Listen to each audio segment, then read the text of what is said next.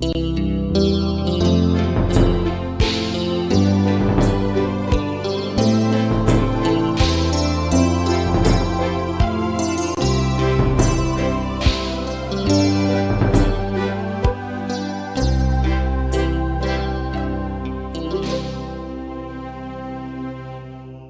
Ibu Saudara, selamat pagi. Sudahkah kita minum hari ini? Hari ini bersama-sama kembali kita berjumpa di dalam acara Morning Call GPIB bersama saya Pendeta Ruli Antonius Haryanto, Pendeta dan Ketua Majelis Jemaat di GPIB Air Hidup Kamal, Madura. Nah, kita akan bersama-sama kembali mendengar dan merenungkan firman Tuhan. Oleh karena itu, saya mengajak kita semua untuk mempersiapkan diri kita berdoa. Bapa dalam surga, kami bersyukur atas kesempatan baru di pagi ini kami boleh dibangunkan Tuhan dengan kesehatan dan kekuatan yang berasal dari Tuhan. Kami mensyukuri berkat-Mu dengan kami datang kepadamu pada pagi hari ini. Dan biarlah syukur dan sukacita kami Tuhan lengkapi dengan kembali memberkati kami melalui firman Tuhan yang akan kami baca dan renungkan bersama-sama. Kuasai hati dan pikiran kami dengan kuasa Roh Kudus agar kami mampu untuk memahami dan juga melakukan firman-Mu dalam hidup kami. Berfirmanlah Tuhan, kami siap mendengarkannya. Amin. Bapak Ibu Saudara, sesuai dengan sabda bina umat pada pagi hari ini, bacaan firman Tuhan akan diambil dari Kisah Para Rasul pasal 2 ayat 22 sampai ayat 29. Firman Tuhan menyatakan demikian. Hai orang-orang Israel, dengarlah perkataan ini. Yang aku maksudkan ialah Yesus dari Nazaret, seorang yang telah ditentukan Allah dan yang dinyatakan kepadamu dengan kekuatan-kekuatan dan mujizat-mujizat dan tanda-tanda yang dilakukan oleh Allah dengan perantaraan Dia di tengah-tengah kamu seperti yang kamu tahu. Dia yang diserahkan Allah menurut maksud dan rencananya telah kamu salibkan dan kamu bunuh oleh tangan bangsa-bangsa durhaka. Tetapi Allah membangkitkan Dia dengan melepaskan Dia dari sengsara maut, karena tidak mungkin Ia tetap berada dalam kuasa maut itu. Sebab Daud berkata tentang Dia, aku senantiasa memandang kepada Tuhan, karena Ia berdiri di sebelah kananku, aku tidak goyah. Sebab itu hatiku bersukacita dan jiwaku bersorak-sorak.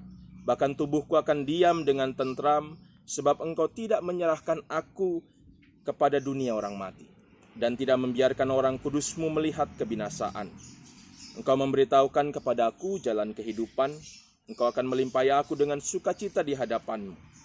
Saudara-saudara, aku boleh berkata-kata dengan terus terang kepadamu tentang Daud, bapa bangsa kita. Ia telah mati dan dikubur, dan kuburannya masih ada pada kita sampai hari ini. Demikianlah pembacaan Alkitab. Yang berbahagia adalah setiap kita yang memelihara firman Tuhan dalam setiap langkah hidup kita.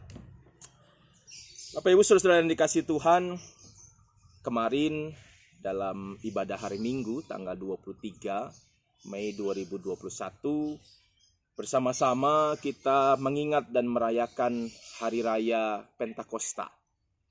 Salah satu hari raya yang menjadi bagian dari kehidupan beribadah atau bergereja bagi kita semua. Dan kita ingat bahwa salah satu pesan yang mungkin kita dapatkan dalam peristiwa Pentakosta itu adalah adanya perubahan yang terjadi. Salah satu perubahan itu adalah perubahan yang terjadi kepada para rasul atau murid-murid Tuhan.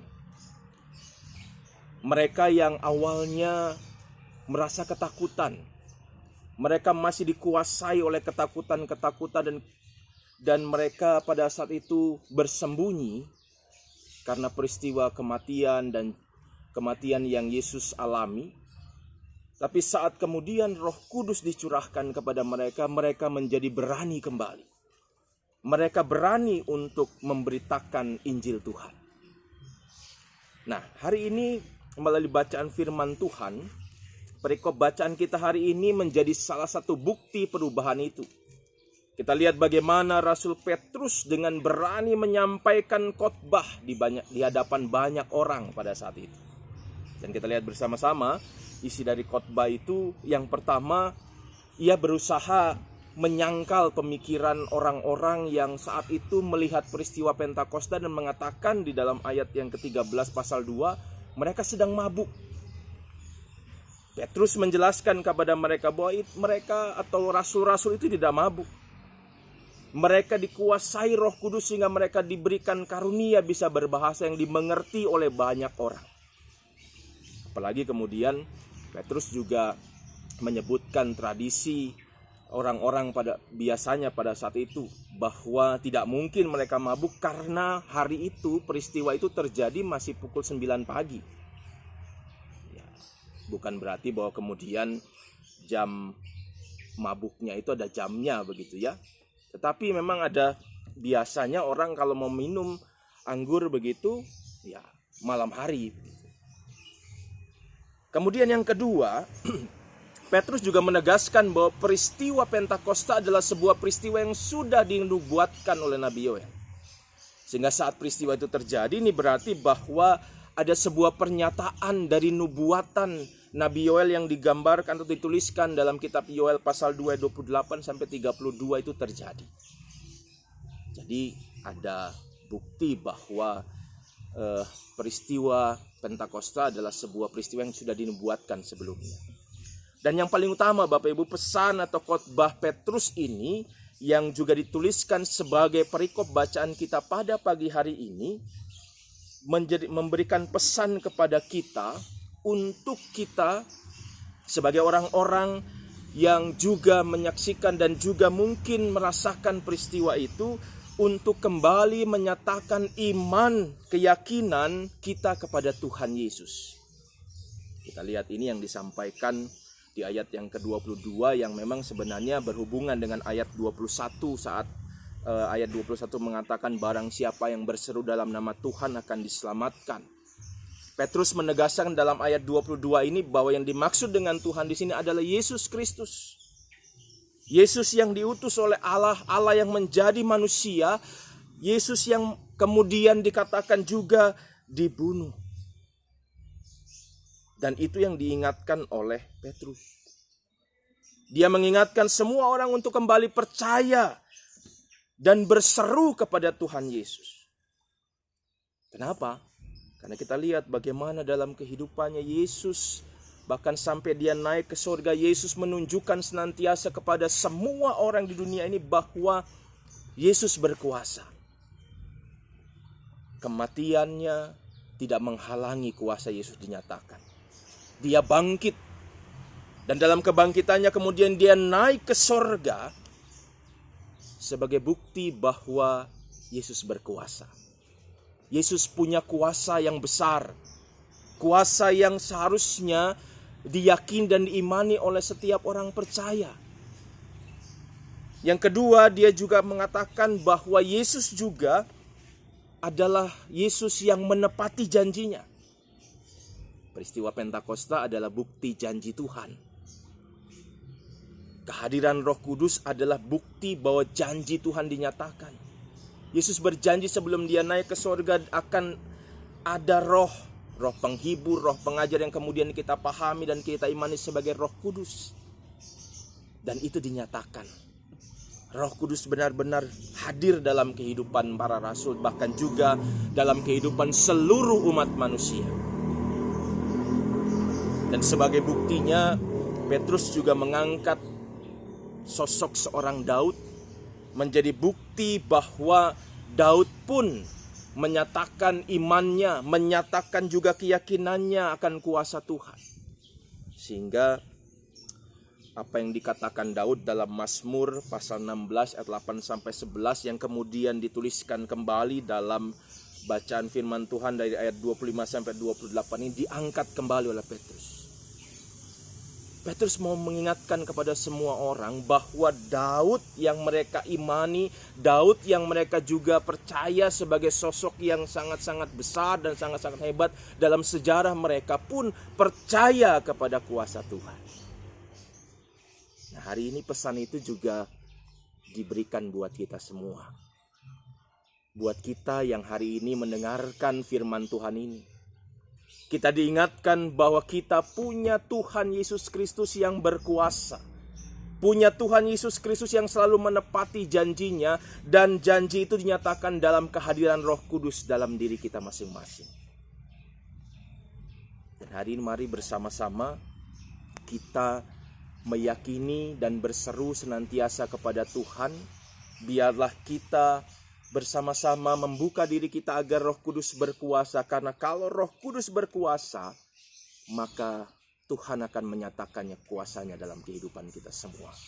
Dan saat Tuhan menyatakan kuasanya bagi kita semua, kita imani, kita bisa menghadapi segala situasi dan kondisi kehidupan kita, seberat apapun tantangan dan pergumulan yang harus kita hadapi. Mari bersama kita beriman, mari kita bersama percaya pada Tuhan. Tuhan memberkati Bapak Ibu Saudara. Amin. Mari kita berdoa. Tuhan Yesus, terima kasih karena Engkau sudah menepati janji-Mu untuk menyatakan Roh Kudus-Mu bagi dunia ini.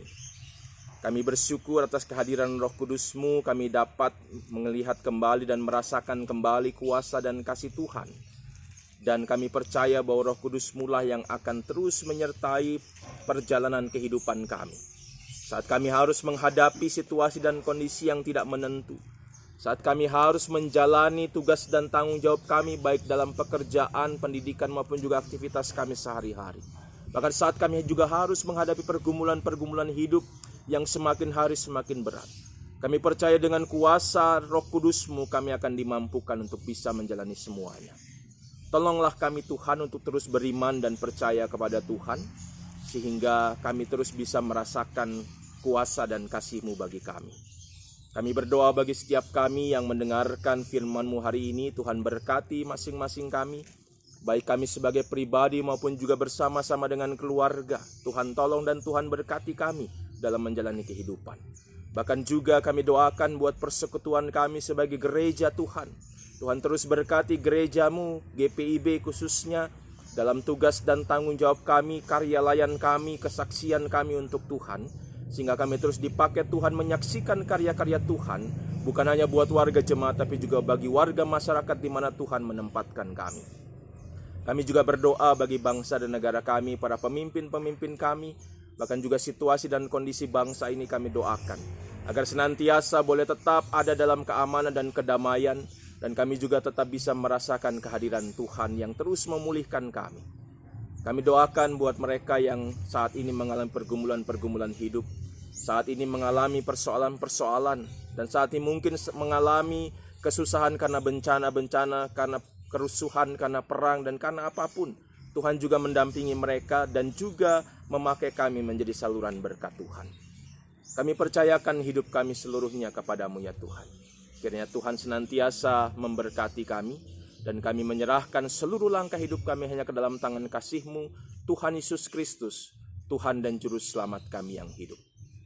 Amin. Selamat pagi Bapak Ibu, Tuhan memberkati, sampai jumpa kembali.